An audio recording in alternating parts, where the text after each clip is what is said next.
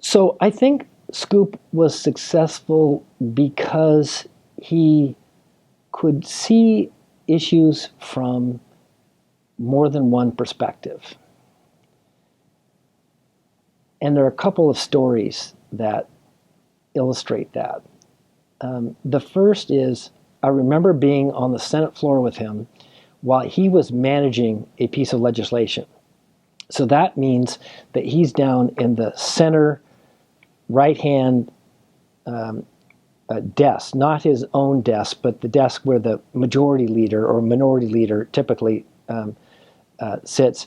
And so he's managing the legislation, which means that he's arranging when amendments will come up and how they're voted on, and he's relating directly to the Republicans on how the legislation is going to progress.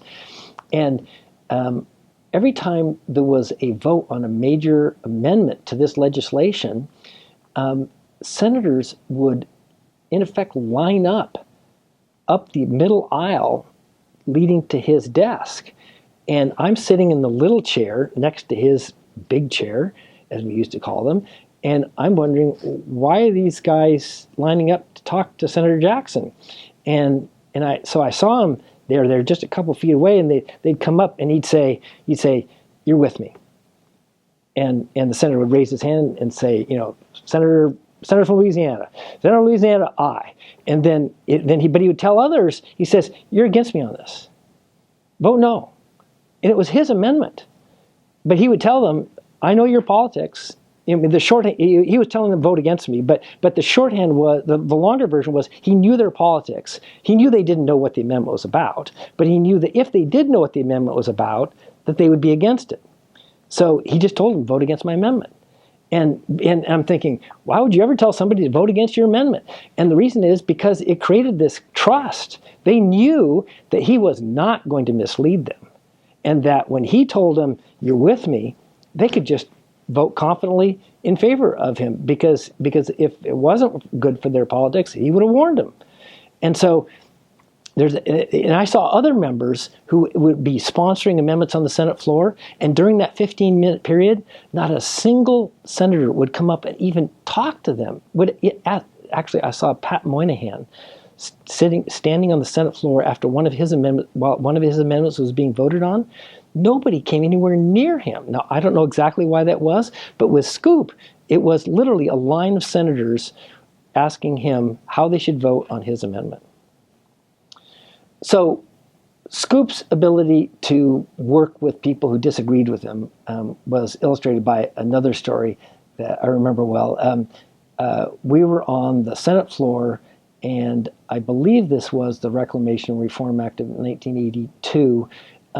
But we're sitting there debating the bill with various members, and a Democrat, Howard Metzenbaum of Ohio, comes over to me.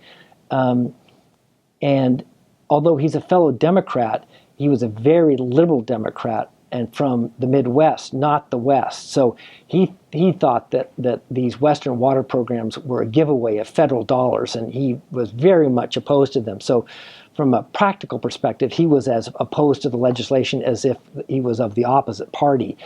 And he knew me from the Energy Committee. He was a member of the Energy Committee, but he came over, he leaned over to me, and he said, "Give me the 3 reasons why this bill is a bad thing."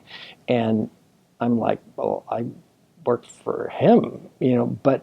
And so I looked up at Senator Jackson, and he said, "Sure, give it to him." And so I brought out my yellow pad and I wrote down the 3 bullet point arguments that I thought were, the weaknesses in the bill, or I sort of understood his perspective, what he would say about it, and ripped it off and handed it to him. And he went over, and a few minutes later, he raised his hand, "Mr. President, the senator from Ohio," and he stands up and says, "There are 3 things wrong with this bill." And he proceeded to basically read my talking points. And Scoop was completely unperturbed by this. It was like, this is what debate's all about. And I never asked him about it, but I think his view was, hey, if this guy can beat me with these 3 arguments, so be it. I like my bill. I think my bill is good for America, and we can withstand free and open debate. Let them take their best shots at me, and if those best shots come from my own staff, fine. And of course, we won.